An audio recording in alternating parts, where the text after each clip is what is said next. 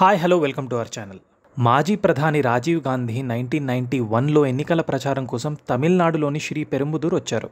Liberation tigers of Tamil Eelam LTTE ఆత్మాహుతి దాడిలో మే 21వ తేదీన రాజీవ్ గాంధీ చనిపోయారు. ఆ దాడిలో రాజీవ్ గాంధీతో పాటు మరో 16 మంది చనిపోయారు. ఆత్మాహుతి దాడికి పాల్పడిన ధను కూడా అక్కడే చనిపోయింది. 45 మంది తీవ్రంగా గాయపడ్డారు. 1987లో శాంతి స్థాపన కోసం అంటూ భారత సైన్యాలను రాజీవ్ గాంధీ శ్రీలంకకు పంపడానికి ప్రతీకారంగా ఈ ఆత్మాహుతి దాడికి ఎల్టీటీఈ పాల్పడింది. అసలు భారతదేశ దీర్ఘకాల ప్రధానమంత్రి ఇందిరాగాంధీ కుమారుడు మరియు భారతదేశ మొదటి ప్రధాని జవహర్లాల్ నెహ్రూకి మనువడైన రాజీవ్ రత్న గాంధీ, ఈయనను రాజీవ్ గాంధీ అని పిలుస్తారు.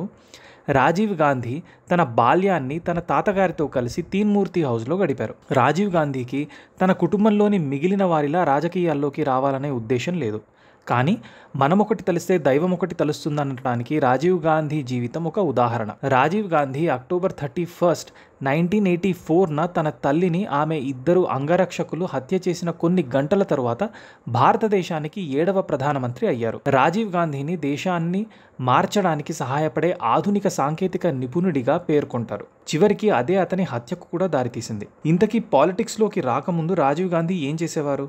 ఆయన ఎక్కడ ఏమి చదువుకున్నారు? ఎవరిని వివాహం చేసుకున్నారు? అసలు ఆయన ప్రొఫెషన్ ఏంటి? ఆయన ఎలా చంపబడ్డారు? ఈ ప్రశ్నలన్నిటి గురించి తెలుసుకోవాలంటే ఈ వీడియోని చివరి వరకు స్కిప్ చేయకుండా చూడండి. ఈయన ఆగస్ట్ 20, 1944న బొంబాయిలో జన్మించారు. రాజీవ్ మరియు అతని తమ్ముడు సంజయ్ 1946 నుండి 80 వరకు డెహ్రాడూన్లోని ప్రతిష్టాత్మక డూన్ స్కూల్లో చదువుకున్నారు. ఆ తర్వాత రాజీవ్ లండన్లోని ఇంపీరియల్ కాలేజ్లో చదివి కేంబ్రిడ్జ్ విశ్వవిద్యాలయంలో 1965లో ఇంజనీరింగ్ కోర్సు పూర్తి చేశారు. ఇంగ్లాండ్ నుండి ఇంటికి తిరిగి వచ్చిన తర్వాత అతను ఢిల్లీ ఫ్లయింగ్ క్లబ్లో ప్రవేశ పరీక్షలో త్వరగా ఉత్తీర్ణుడయ్యాడు.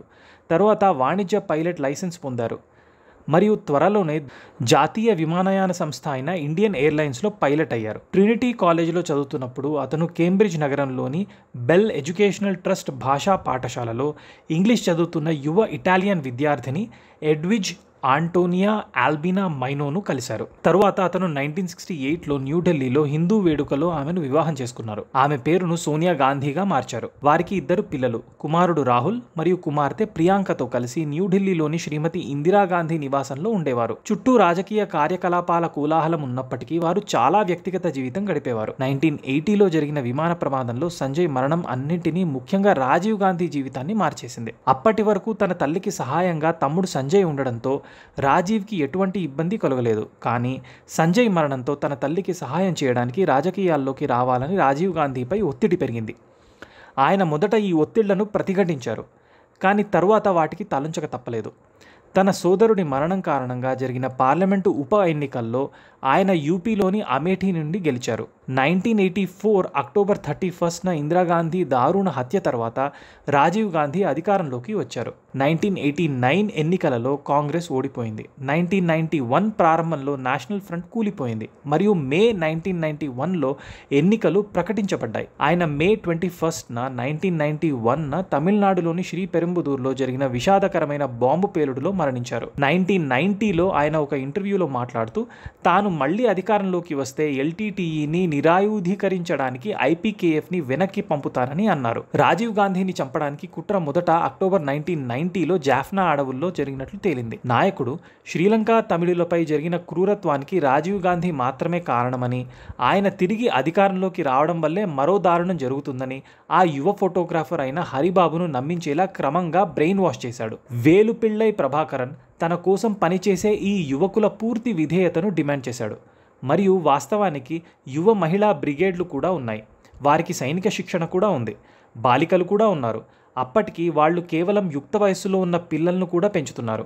ఆ కుట్రకు కారణం అప్పుడు న్యూఢిల్లీ నుండి వెలువడిన రాజకీయ ప్రకంపనలే. పాక్ జలసంధి అవతల ఈశాన్య శ్రీలంకలోని జాఫ్నా అటవీ రహస్య స్థావరాలలో పరిస్థితిని కీలకమైన అంచనా వేయడానికి ఎల్టీటీఈ నాయకత్వం సమావేశమైంది. కాంగ్రెస్ అధ్యక్షుడు రాజీవ్ గాంధీ తిరిగి అధికారంలోకి వచ్చే అవకాశాలు ఇప్పుడు దాదాపుగా ఖాయమని సమావేశం నిర్ణయించింది. తమిళ ఈలం కోసం పోరాడుతున్న తీవ్రవాద సంస్థ శ్రీలంకలో ఐపీకేఎఫ్ను తిరిగి ప్రవేశపెట్టడం మరియు తమిళనాడులో స్థాపించబడి విస్తృతమైన ఎల్టీటీఈపై అణచివేత, నేషనల్ ఫ్రంట్ ప్రభుత్వం కూలిపోకముందే రాజీవ్ గాంధీ తిరిగి అధికారంలోకి రాకుండా నిరోధించాలని ఎల్టీటీఈ నిర్ణయించుకుంది. నవంబర్ చివర్లో అదృశ్య ఎల్టీటీఈ అధినేత ప్రభాకరన్ రాజీవ్ గాంధీని చంపేయాలని నిర్ణయించుకున్న తర్వాత హత్య యొక్క పథకాన్ని ఖరారు చేయడానికి 4 విశ్వసనీయ లెఫ్టినెంట్లు బేబీ సుబ్రహ్మణ్యం, మురుగన్, ముత్తురాజా మరియు శివరాసన్ను పిలిపించారు. ఆ సమయంలో వారు బస చేసిన మద్రాస్కు సుబ్రహ్మణ్యం మరియు ముత్తురాజులను పిలిపించారు. వీరు ఒక్కొక్కరికి ఒక్కొక్క పని కేటాయించారు. తమిళనాడులో ఎం కరుణానిధి నేతృత్వంలోని డిఎంకే ప్రభుత్వాన్ని రద్దు చేయడంతో హత్య కుట్రకు మరింత ఊపు వచ్చింది.